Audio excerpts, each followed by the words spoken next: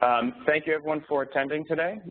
Welcome to the 5th installment of the Opus Connect webinar series, Debt Financing with a Thin Equity Capital Structure. My name is Nick Zobel. I'm the Director of Special Events at Opus Connect. We're very excited about a panel that we have today. We've got a great moderator, Britt Terrell, and our panelists, David Ellis, Stuart Kim, J.R. Matthews, and John Stewart. And we do want to give a special thank you to GemCap Solutions for sponsoring today's event. First, a few technical points. If everyone who's logged in on their computer can go ahead and see that green bar at the top of your screen, if you move your mouse to that, you'll see a drop-down blue menu. Go ahead and open up Chat and Q&A. Those two functions are important for you for two reasons. The chat function is how you can communicate with me. I am the host, and you can go ahead and let me know if you have any technical problems, if you can't hear, if you can't see something, anything like that. If you have problems logging in or hearing, go ahead and let me know. And if you have any content questions for the panel, go ahead and submit those through Q&A. What we'll do is Britt will have those questions as we do the event. He will go ahead and ask them to the panel as he sees fit, and we'll try to save some time at the end for Q&A if at all possible. So again, chat and Q&A. Chat is to communicate with me, that you'll send a message to host for technical problems, and Q&A is for any content questions. First, a brief introduction to Opus Connect. Opus Connect was founded about 5 years ago by Lou Sokolovsky, who's also the managing partner of Gennaro Capital Partners. We have chapters in LA, New York, San Francisco, Chicago, and Orange County. We also have another LA chapter, which is our real estate chapter. And these chapters hold monthly seminars. They range from panels to guest speakers to summer socials. And we also have a specialty program that I run, which is the webinar program that you're currently participating in, and our Deal Connect speed networking events, which is where we bring together independent sponsors and capital providers or private equity and investment banks, and they meet in sort of in quick meetings to network and quickly and efficiently. Membership is by invitation only. We only have accomplished senior executives who are vetted by our selection committee, and that's to make sure that the interactions that our members have are quality.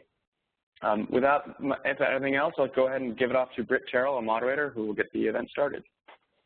Thank you. Thanks to Opus, thanks to all the participants out there joining, and thanks to the panelists for participating with me. So my name is Britt Terrell. My firm is Backbone Capital. I started it about 3 years ago. I arrange debt financing and capital raising for lower middle market businesses and acquisition financings. Probably a common theme is there's usually a challenge to all the deals that I do. Some can be smaller, 4 to 5 million. Some can be larger, 25, 30 million. But usually there's some form of challenging element to them. And I go out to market and work with the client and the borrower, go out to market and try to arrange for the most efficient financing possible. On the next slide, there's a few sample transactions I've done over the last year or two. Thanks. So this session is really set up for arranging, talking about financing in the lower middle market. We have a nice group of panelists today that start out at the top of the capital structure and asset-based lending, kind of working down in the various hybrids and shades of gray through the capital structure all the way down to control equity. So I think we will enjoy that today. Let's move on to the panelists here and do some introductions. So David Ellis of GemCap, why don't you kick it off? Thanks, Britt. Hi, everyone. My twin brother and I founded GemCap. I'm actually happy to say 6 years ago this week. GemCap provides senior asset-based loans ranging from $500,000 to $10 million. Our asset classes include inventory, equipment, and receivables. I think that we look at lending from a unique perspective because my brother and I and most of our staff come from operating backgrounds and not from finance backgrounds. Our clients are not traditionally bankable, which today is a very broad part of the market. Really, our clients fall into 3 categories. The first category is they have a story, meaning they've experienced losses, they're a startup, they're highly leveraged, and so on. Very typical of a lot of small to mid-market companies. The second category are industries or niches that are not favored by regulated banks, such as agriculture due to the PACA laws, or on-the-water inventories, or borrowers that have inventory loan balances that are higher than receivable balances. And the final bucket is really opportunistic. It includes high-growth companies that would rather have expensive debt than forever equity, or a bridge loan to close an acquisition before they can get traditional financing. And that's a nice overview from Jim Papp. On our next slide, you can see some of the niche markets that our clients typically are involved in. Thank you.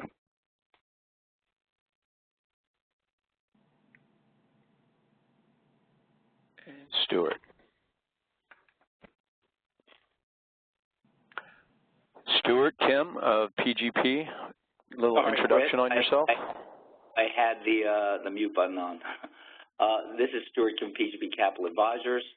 I manage a firm that focuses primarily on sell-side M&A and capital raises, private placements of both debt and equity.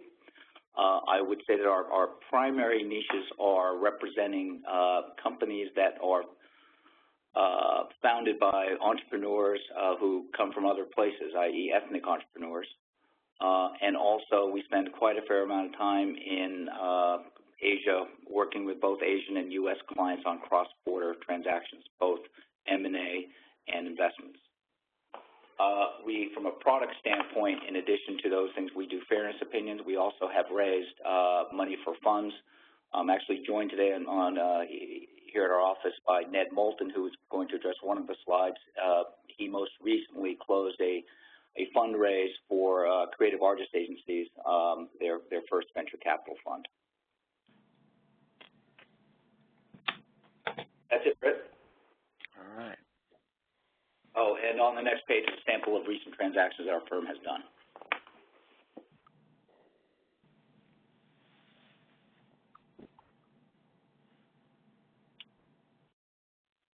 Britt, should I go? Please. All righty. So next, this is J.R. Matthews. I'm a managing director at Tregarian Capital in Palo Alto, California. We're a $65 million fund formed in 2010. Though we've been investing in small companies since 2001. We focus on the lower middle market, which we define as companies with 1 to 3 million of EBITDA, and our geographic focus is predominantly in the western United States. We invest both debt and equity in non-control and control situations. If we are writing a bigger equity check, we'd be looking for control or control with a partner in the company.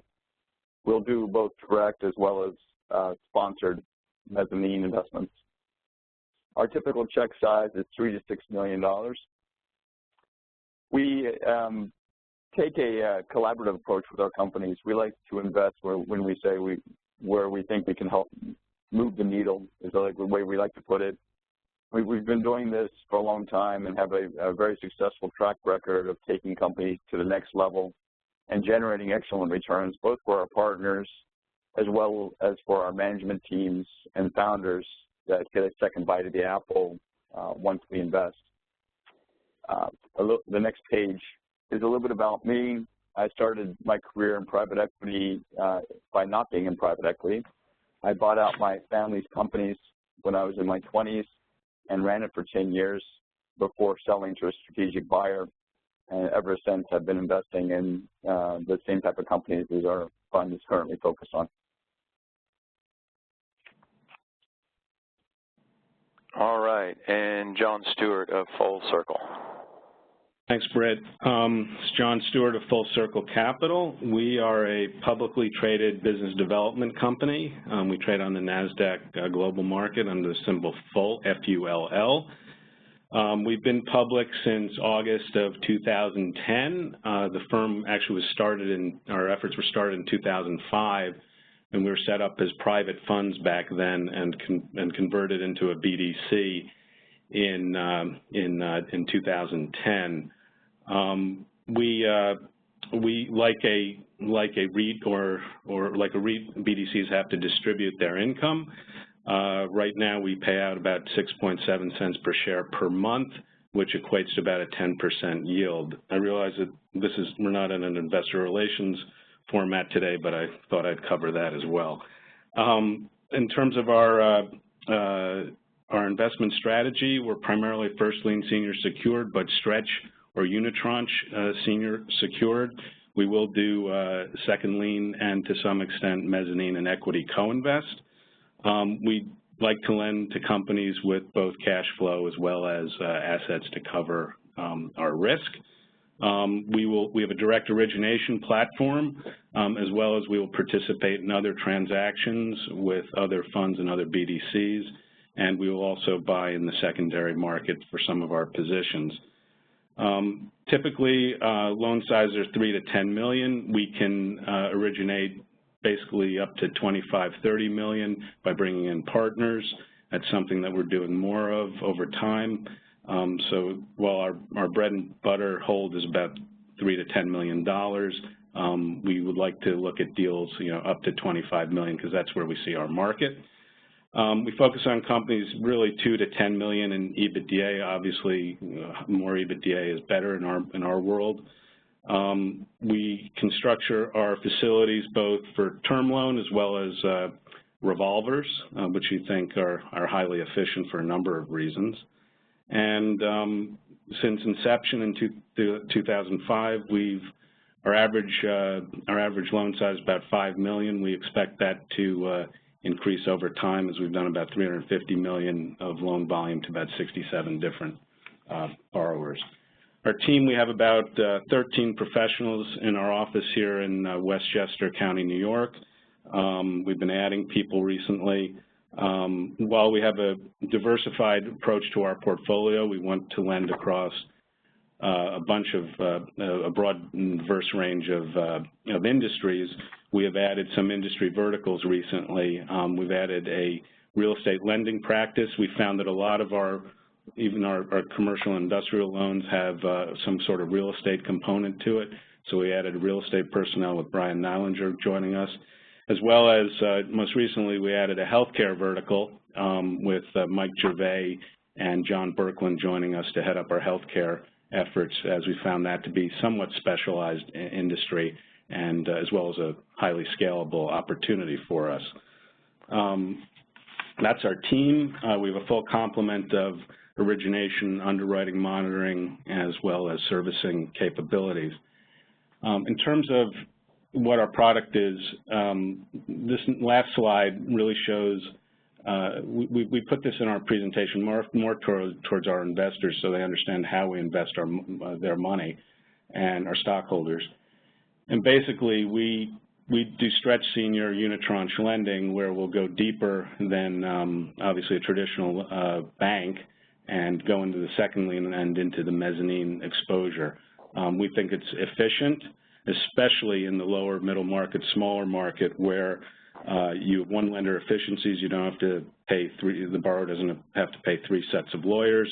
As you know, fees and expenses are highly expensive, they're very expensive and absorb a lot of resources at the lower end of a financing market.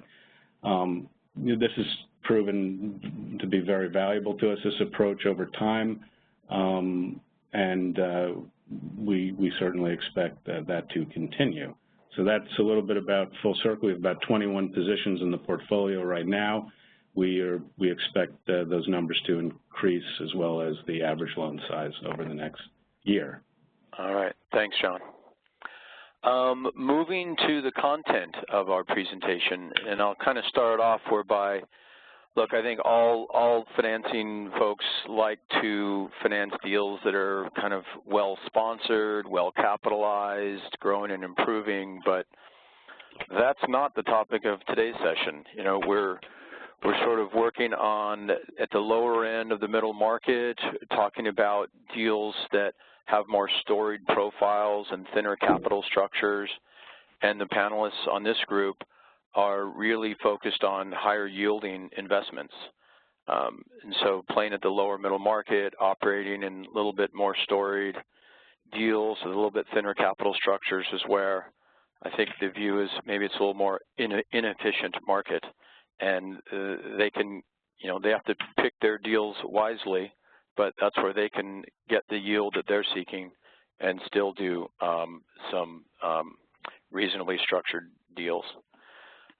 So in this category of more operationally challenged or undercapitalized, we kind of start off at the top of the capital structure with asset-based lending. And so, David Ellis, maybe you kick off on kind of some of the traits and structures of deals that you guys do at GMCAP. And I'll just highlight, there was a question asked, because on your introductory page, you bring up the topics of guarantees and validity guarantees. So maybe you incorporate that into your thoughts. Absolutely, Britt. Look, most small businesses are undercapitalized, but we think that this is a huge opportunity. The small businesses are the bedrock of our economy. It's just a huge market out there. We view our job as to put the asset, it's to put the asset back into asset-based lending. We need to find value across the whole balance sheet, while at the same time not burdening a smaller company with traditional financial covenants or with reporting that really they're not able to maintain. When we look at a structure, what we do is we look across, as I said, the entire balance sheet, and that may include assets that the company itself wasn't valuing. We've had situations where we recently helped with an acquisition that had non-performing assets. It was basically a shuttered plant. Well, we were willing to lend on those assets, and I think that everybody understands that it's difficult to make a loan on an entity that's not performing, but these guys needed the cash, and we got them the cash. You know, when you look at a small business, they're typically not going to raise equity beyond family and friends. So, you know, everybody has opportunities and they have challenges.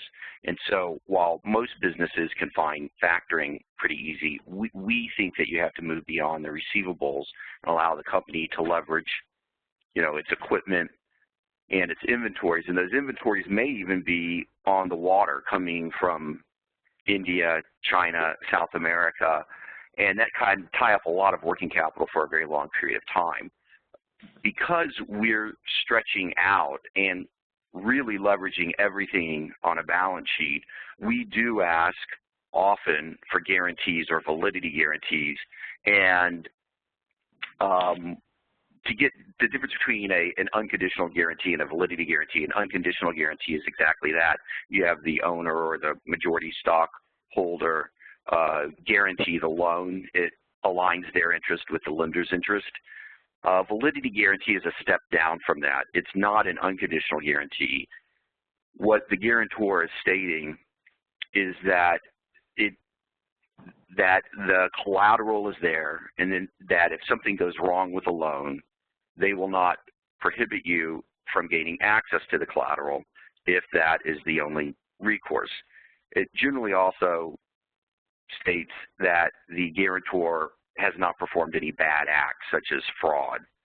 And so that's really what a validity guarantee is. It's somebody that may not want to give an unconditional guarantee, but is comfortable saying, look, this is my business, these are my assets, I'm not going to do anything bad, and if I do, then you can come after me personally. Thank you, Britt. Very good. One more question on that. On the as you stretch collateral beyond the traditional bounds, is intellectual property a category that you've been able to underwrite in some instances, or that's a challenging area? Well, it's a more challenging area, and the more esoteric you get, the more challenging it becomes. We do lend against intellectual property in addition to the more tangible assets, but it's got to be real intellectual property. Somebody, for example, might say, I'm David's snow cones, and that's a brand. But if you're only doing $5 of sales a week, arguably it's not a brand, and it maybe doesn't have true intellectual property value. However, there are companies that don't have to be large that have true intellectual property, whether it's via patent or a brand. And what we really do, and what the market does, is say, does that intellectual property have monetary value outside the company? And if it does, then we're happy to lend against it. And lastly, any covenants with your structures at GMCAP? We're very covenant light. We usually don't have coverage ratios. We don't have, we don't want to set up our borrowers to fail. If they're highly leveraged and they may be having cash flow issues coming into us, why go through the issues of making certain covenant reportings? We have the big covenants, meaning the covenants of you can't change ownership without telling us, non-financial covenants. Right. So those would be the covenants that we have. Thank you. Thank you. Moving to the next slide. I wanted to bring up sort of two acquisition financing scenarios. The first scenario one being a buyout whereby there is a independent sponsor, that independent buyer is either, undercapitalized, or maybe there's a pledge fund where there's a high net worth individual backing the sponsor and they're looking to acquire a target company. So usually in these situations, there's just a smaller equity check to be written by the buyer. So usually this translates into some type of a seller structure whereby there's a seller note or contingent earnout or rollover equity by the seller. So in these situations where there's usually less cash equity, but I don't think it's a zero cash equity, but at least it's thinner. John Stewart at Full Circle, I know that you've financed into scenarios like this, but what are some of the characteristics and what sort of equity investment are you looking for, and what kind of structures, is Full Circle able to do? Right. Good questions. And in terms of this topic, about half of our loans are to companies that are backed by private equity, and we include independent sponsors and pledge funds in that category. And those two subsectors are very important in our approach to sponsored deals. I will tell you that with pledge funds and independent sponsors, it creates more of an art, moving more towards art than science in our underwriting and credit process. And you're right, Britt, that you will see seller notes and earnouts and other consideration to the seller more prevalent in these situations.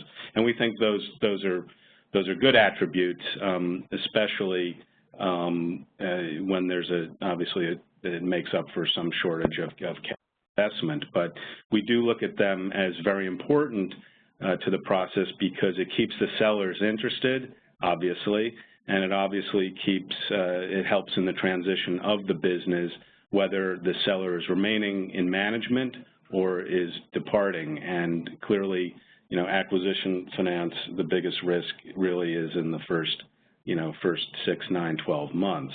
And those attributes of having those deferred payouts or performance payouts or continuity payouts, we think are very, very important, as much as in some cases as the cash equity contribution.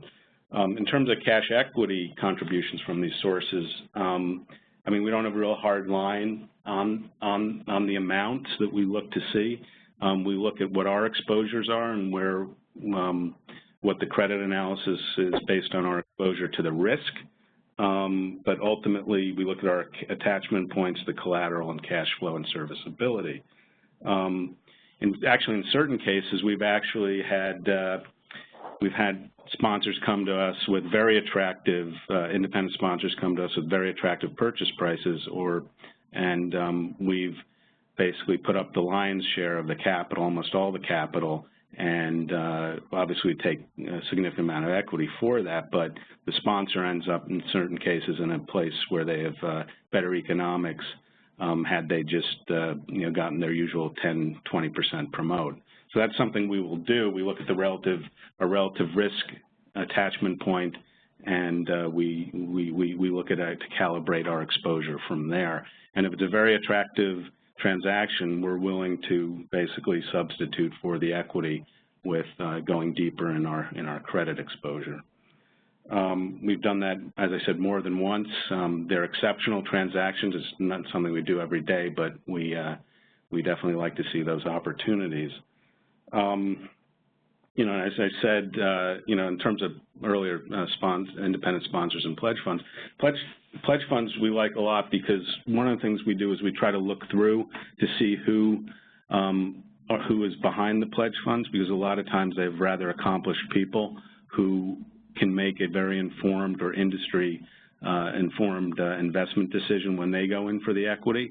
So that's something that, you know, people say they'd rather, financing sources say they'd rather work with dedicated funds.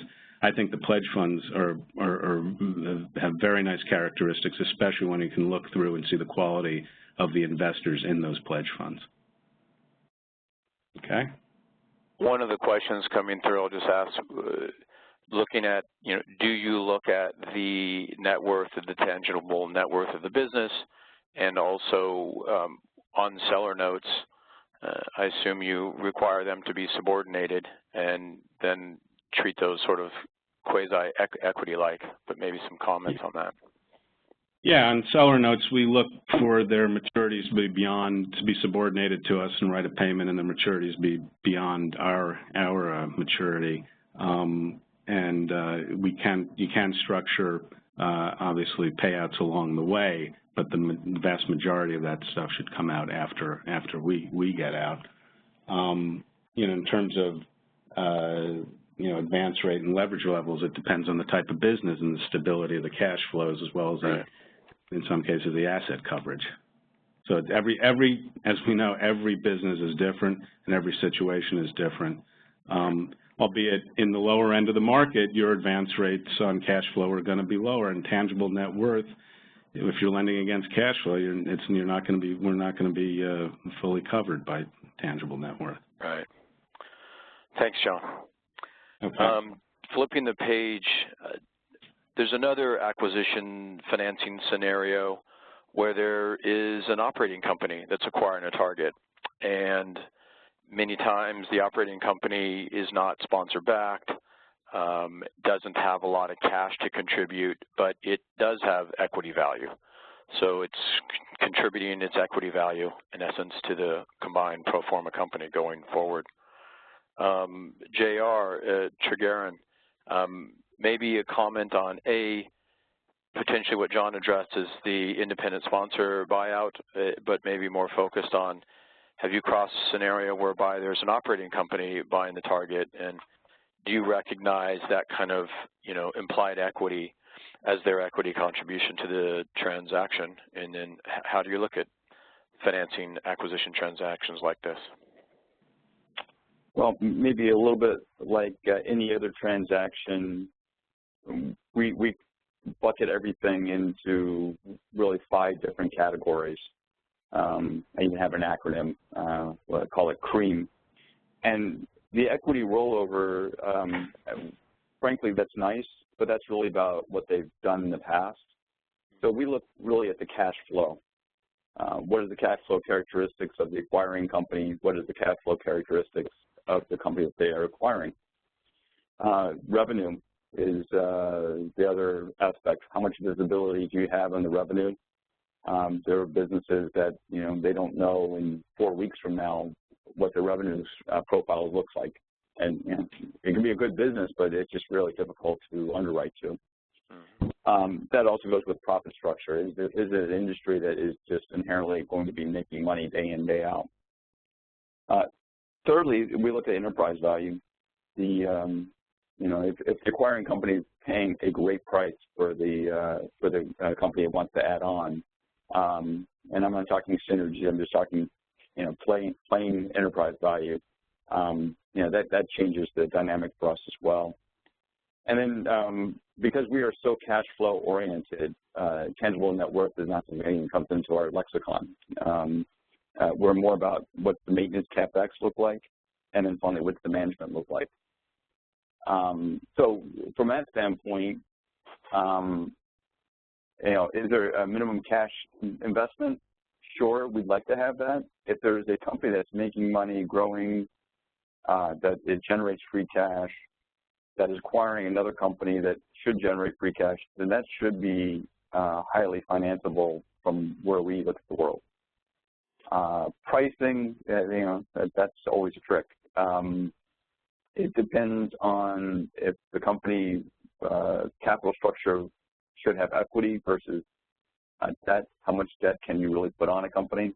That gets back to the acronym of the CREAM, which is the cash flow and revenue visibility. So the more you have of stability of cash flow and revenue visibility with a good management team, the more you can use debt to finance that, both senior as well as mezzanine, which where we would come in. If it's a capital structure that maybe is too heavy, say, if you're a $2 million EBITDA company, more than 3 times debt, it starts to look a little heavy for most industries. Some industries, it could be higher. But for most industries, say you're getting above 3 times, then you may need equity.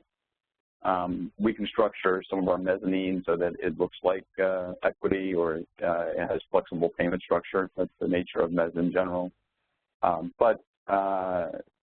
In general, you want to have the right capital structure for the right business. And so, JR, of your portfolio, is the majority structured as second lien mezz, or does the majority have some type of preferred minority or warrants, and do you get into control equity? Yeah, we do control equity. I would say about half our portfolio is control equity with a significant rollover by a founder, where the founder might own 30 to 40% of the company going forward. We've even done deals with a founder or the management team owns 50% or more of a company. On the mezzanine side, we will do first out. Often, sometimes the mezzanine actually comes in as first out, so it's really a high yield debt instrument. Second lien, we typically stay away from, where there might be 2.5 times of senior and then now looking for another turn of mezz. That tends to be something that we haven't done a lot of, although we are currently pursuing a deal that fits that kind of structure. Thank you for that. It seems as though, and clarify if I'm wrong, that JR, your focus is on kind of, I would call it maybe a little bit higher on the quality spectrum of just stable cash flows, visibility to revenue, maybe some degree of recurring revenue, and that's how you're able to underwrite from mezz into some types of preferred equity, even into the control. I think you've said it better than I could say it myself. It's we're looking for the cream. Troubled turnarounds we don't do. Startups, negative cash flow. It's just not the way we're built, not the way we like to invest our capital. So focus in kind of smaller, lower middle market, but on the cleaner side of the quality spectrum. Cleaner is a relative term. We're more than happy to do deals with very hairy ones, but they still make some sort of cash flow. Mm-hmm.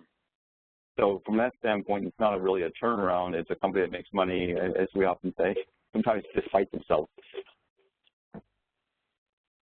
If someone were to do an acquisition and come to you and they were buying it at a relatively, moderate valuation and had, they were sort of independent sponsor with no equity, would you potentially back them and support them with debt and probably, I would think, some significant equity participation? Is that a structure that kind of fits your zone?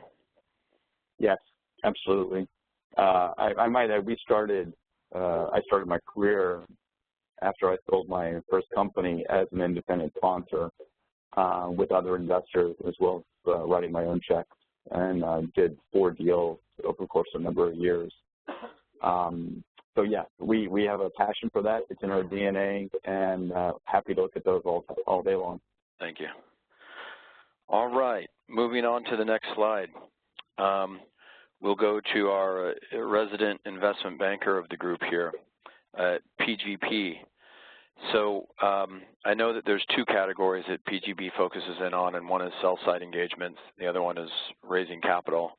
But kind of coming all the way down the capital structure and focused on raising equity. Maybe why don't you comment on, the types of engagements that you get and the types of deal structures that you're arranging, and give us some perspective there. Sure, thanks, Britt. It's Ned Moulton speaking here with Stuart, and there's kind of a common theme, and I'm sure the other panelists will agree that there's a lot of money out there. There's a lot of equity floating around out there. It's still not getting put to use in massive quantities, but it certainly is sliding down to the lower end of the middle market. I mean, a number of private equity firms that I would consider, small to mid-size, call it under $400 or $500 million. They have kind of slipped from looking at companies with minimum EBITDA of kind of $7, $8 million, to as low as $2 or $3 million. So there's a much bigger, at least we're seeing a much bigger pool of potential capital to help finance some of the deals that we've been looking at, and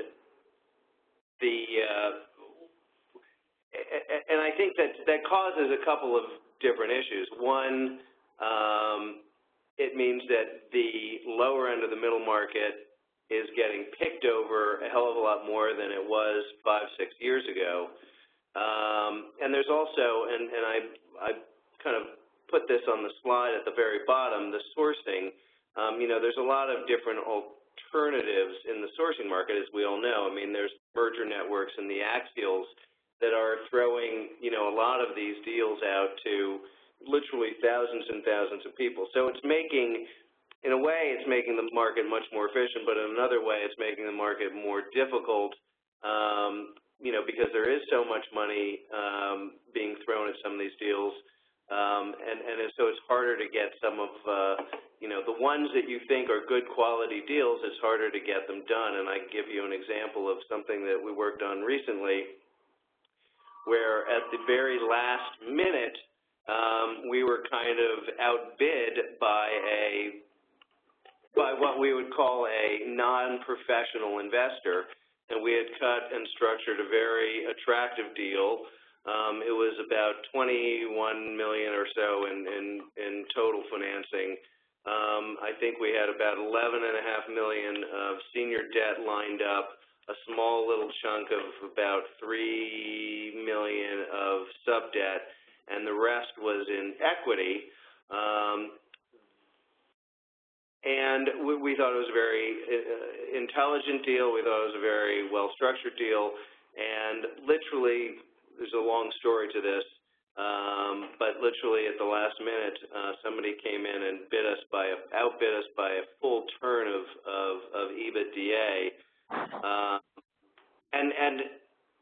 And whereas I think we had a very good deal to do, I think the buyer, and I'm not even sure if the deal is closed yet, but I think the ultimate buyer, I think they were going to have a real problem the way they came in and bid significantly more. There weren't a lot of synergies involved, or from what I knew of or could see from the folks that outbid my group.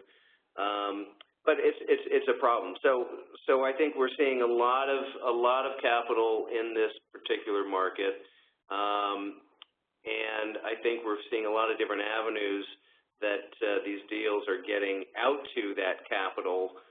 Again, it creates the efficient market, but it also creates problems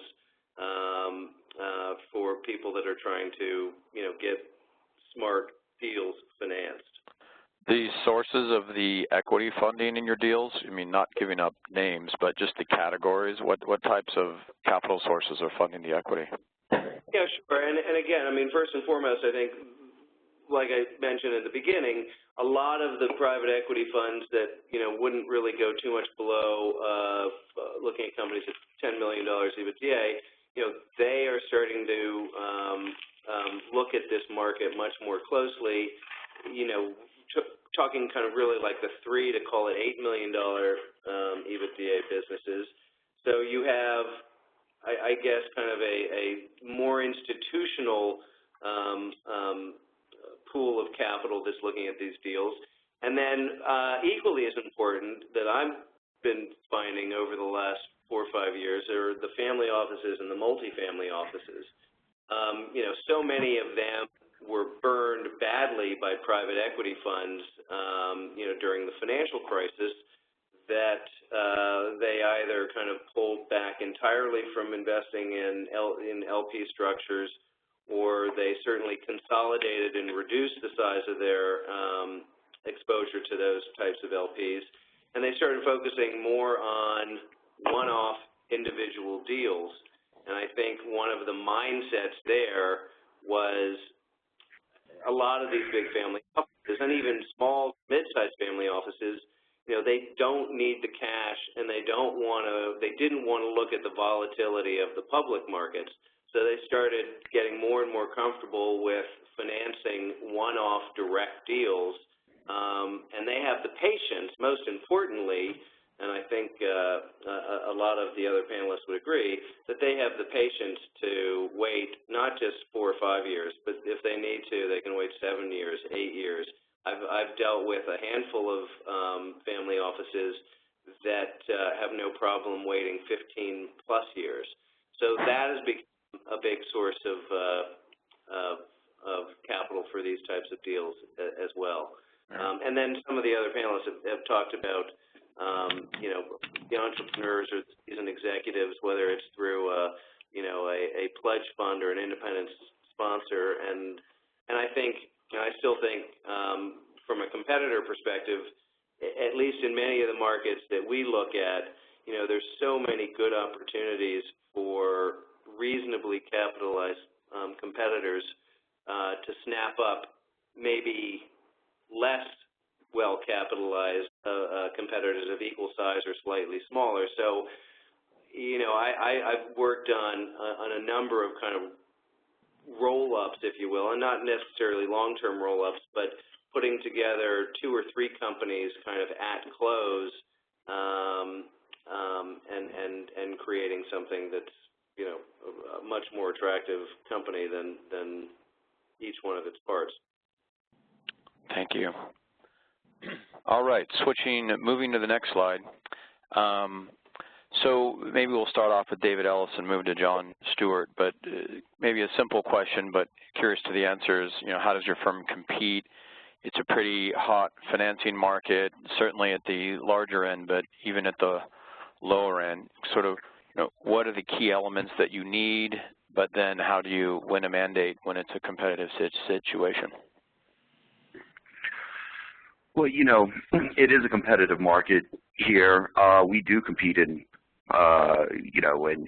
competitive processes. When you get down to it, we all rent money, right? We rent money. It's the ultimate commodity market, and we are charging more than other people. So it comes down to how do you differentiate yourself. And what we really do is we say, look, we can be creative and we can be fast. And there's a reason that we can be quicker than a lot of other lenders, and that's that we really, and this is getting into the structure, is that again, we focus on the assets. It becomes a couple of step process for us. We really say, would we gladly own these assets for the amount that we're lending on them? Now, then that's not our intention, but that's really the ultimate question in an asset-based loan. And the second is, can the borrower reasonably service the loan for about a year? That's really our structure in a nutshell, and that allows us to move with a lot more simplicity. That's not to say that we don't go in and do a lot of due diligence and figure out exactly how we're going to monitor that loan, but it does allow us to compete in a process that many times speed is of the utmost importance, and the simplicity of the transaction is important as well. And I'd like to comment that David Ellis is absolutely the friendliest liquidator I've ever met. A joke. John Stewart, maybe your commentary on how you compete in a competitive financing process? Sure, and David's right. I mean, this end of the market, the lower middle market, smaller market, is competitive. I think it's wrong when people say it's less competitive, because it is competitive. It's just the pricing the metrics are a little bit different because there's greater risk with smaller companies, but it is a competitive situation. And obviously nobody loves to be involved in competitive situations. We'd love to just get a call from one person and not have them call anybody else, or one borrower and not have them call anybody else. But that said, you know, the way we compete is, first and foremost, we make sure that an inquiring party or someone we're talking to understands what our product is. It's not for everybody, and we basically get that across, that we have a specific return requirement, and it may not fit that person's agenda, and we get that across immediately, so we don't waste their time or our time. And I think there was a question on the Q&A bar. You know, where do some of the panelists look at in terms of required returns? I mean, our return profile is public. You can look it up on our summary of investments. We generally put money out at an average rate of about, I think this quarter was about 11.5–12%. And we generally like to be in a 40 to 60% LTV against the enterprise value. And I've said earlier, we will go down to 100% and put up all the capital and to a limited degree in certain situations. But we want to get that across to borrowers. And then beyond that, we compete with traditional financing sources, basically speed and certainty to close, right? We're not a big organization,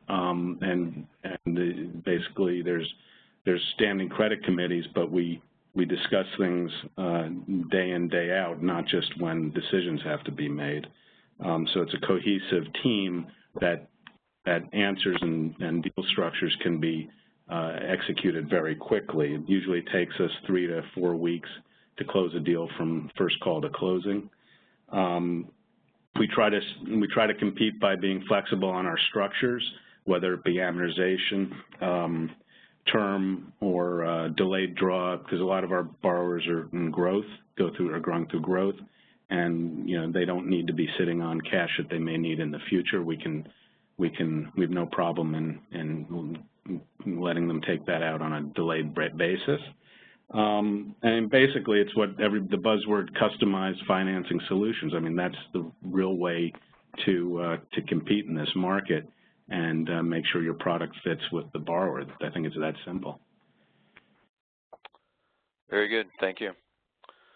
Moving to the next slide is always kind of fun.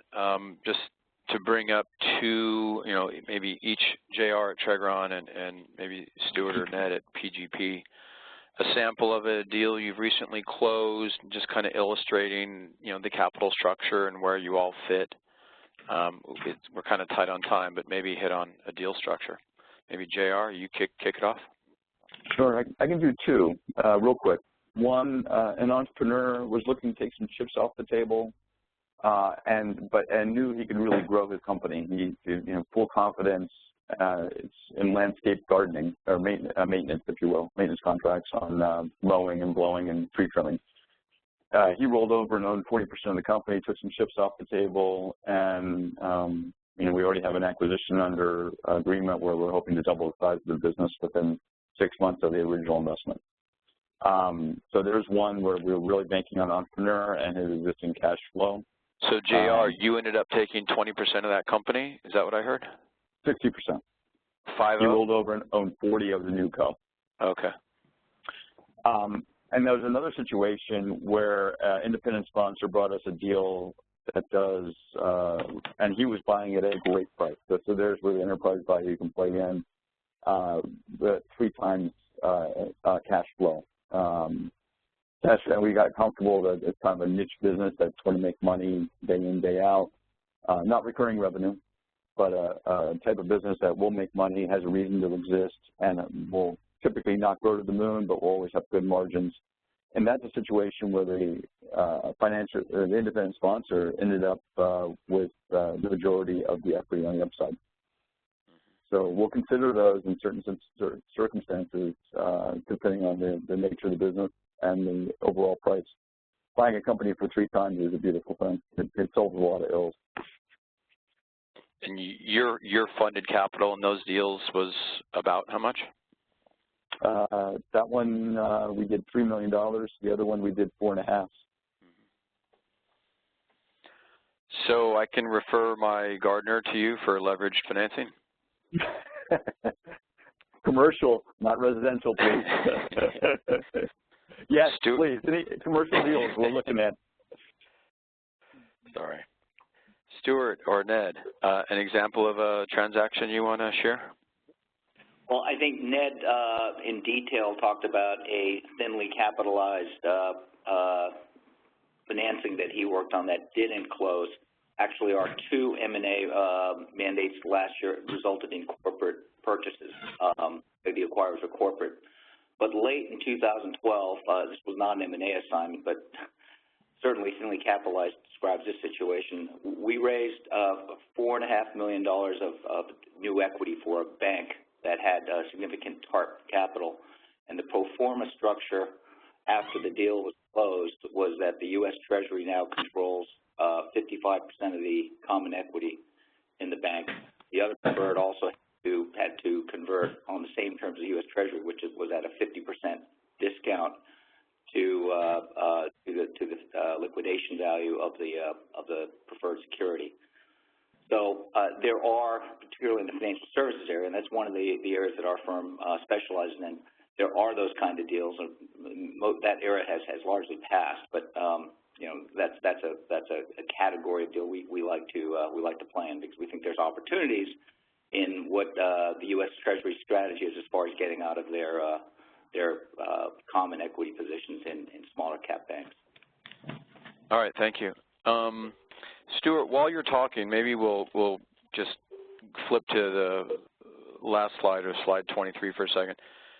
From an investment banker perspective, I mean, your main role is on the sell side.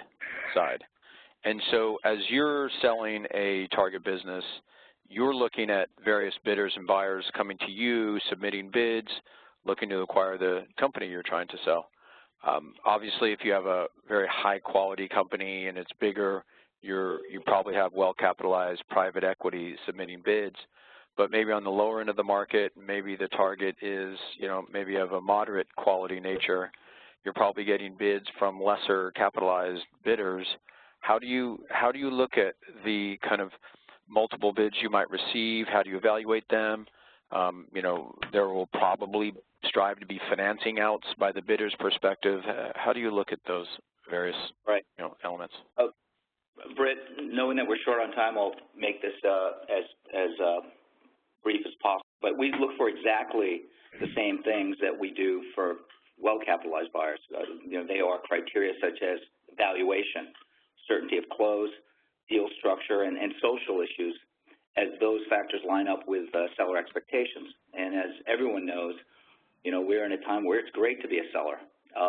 Being a sell-side banker can be challenging because our clients oftentimes have a very high number in mind. And because of the surplus of private capital out there, where the stock markets are, you know, these entrepreneur clients of ours, for the most part, who comprise our sell-side mandates, they are fixed on a number. So what that implies is, you know, as we receive bids, particularly from those who are more thinly capitalized, oftentimes the number really isn't the number. You've got buyer stock, significant contingency payments, seller paper, holdbacks, requirements to, you know, roll over equity. All those sort of things come into play. One of the speakers earlier mentioned art more than science. Advising clients on those types of topics, you know, it's complex, particularly when you have a buyer that may have been very successful, a seller, a client who has been very successful in building his business, but really hasn't much experience in these sort of matters. You know, so I think a aspect that's changed, as Ned alluded to earlier, where you've got buyers who are comfortable with longer hold periods on the investment, also with, I think, a increasing proportion of deals financed by asking the seller to roll over equity. You know, strength of buyer issues become more and more important, and I think particularly in the lower end of the middle market, where the rules of the game, as far as terms of imposed by LPs on the GPs, the certainty of which LPs, GPs view as though their future will be, it's tough out there. So I think strength of buyer issues, when we get a family office that bids on a business, we need to know, have they closed deals before? All these issues become more important as the array of buyers and bids is much more diverse than we saw 5 to 7 years ago. All right, very good, very good. Not an easy job to sort through various bidders of totally different characteristics. Britt, I'll touch on another one of these questions. The concerns, I would say, in addition to obviously, you want to look at track record of closing, but also successfully exiting investments. We always look at and check on the history of how bidders have performed in auctions before. Are they retraders? And, we also look at what type of due diligence they've done to date in a process. If they haven't paid attention to the factors that, usually limit lower middle market companies, such as customer concentration, dependence on a single product, lack of infrastructure management, all those things. If they haven't done their homework, exhibited real interest in understanding those things prior to submitting a bid, we take notice and have to advise our client as such. A few questions have been asked. I'd like to hit on those real quick. Maybe John Stewart and then JR respond. One of the questions was, do you require personal guarantees from the primary shareholders? Sure, it's John speaking. Britt, no, we don't require it. We often, sometimes will get it. It's become more exceptional, especially since over time our borrowers, we're lending to larger borrowers where there is a disparate ownership group, and clearly you're not going to get passive stockholders or equity owners to provide personal guarantees. So for our purposes, it's not required, and we're more interested in the other elements that show dedication and interest and accountability to the transaction, some of which we talked about earlier in the panel. JR? No, we don't ask for personal guarantees. We're really focused on the cash flow of the business, and no, I don't even have a personal guarantee document in my folder. The last question that was asked probably warrants a whole other discussion, but it says the credit markets are white hot. Is this just another setup moment as it was in 06 and 07 for the forthcoming, next credit crash? My 2 cents worth is in the larger end of the market where valuations are at significant valuations of, 9, 10, 11 times and writing 50% equity checks and deals getting levered to 6 times, et cetera. Should there be a downturn, those 6 times levered deals will probably find themselves at 8 and 9 and 10 times levered, and yeah, there will be a problem. At the lower end, obviously a downturn will impact the lower end, but, I've been out in the market a lot on a lot of deals over the last 3 years, and they just don't get that same type of leverage, but of course the enterprise values aren't quite the same either. But I think in the last downturn, as well as I think in the future, the lower middle, at the very bottom, some companies will go away, and yes, there will be a disaster. For the most part, there's resilience by the owners that, own the company that are running it, and yes, there's malperformance, but I think there's a stronger recovery at the lower end. Anyways, not enough time to circle around on that. That was just my own personal 2 bits worth. Thank you for everybody joining, and I want to turn it back over to Nick at Opus and for a final wrap-up. Great. Thanks very much, Britt. And thank you to our panelists, JR, John, David, and Stuart. To everyone who's attended, you will receive a survey when you log out about our webinar. Go ahead and just let us know how we did and any future topics you'd like to see. This is our 5th installment. It is the last for now. We are suspending the program for the summer. We will then be relaunching in the fall, where we've already lined up several interesting topics for you. So go ahead and keep an eye out for that, and let us know if you would like to participate or have some other topic ideas, and we'd love to hear them. You'll also be receiving an email in about an hour with contact information for our panel in case you'd like to contact any of them directly. And in a few days, probably beginning of next week, middle of next week, you will receive a link to a recording of today's webinar as well as a slide deck. If you have any questions, go ahead and feel free to contact me. And again, if you're interested in becoming a member of Opus Connect, potential members are invited to 2 Opus Connect chapter meetings free of charge. So our calendar is on our website, and go ahead and take a look at that, see if there are any events that you're interested in, and let us know if you'd like to attend. Again, thanks to our panel. Thank you to our moderator, and thanks again to our sponsors, GEMCAP, and thank you everyone for attending. Thank you.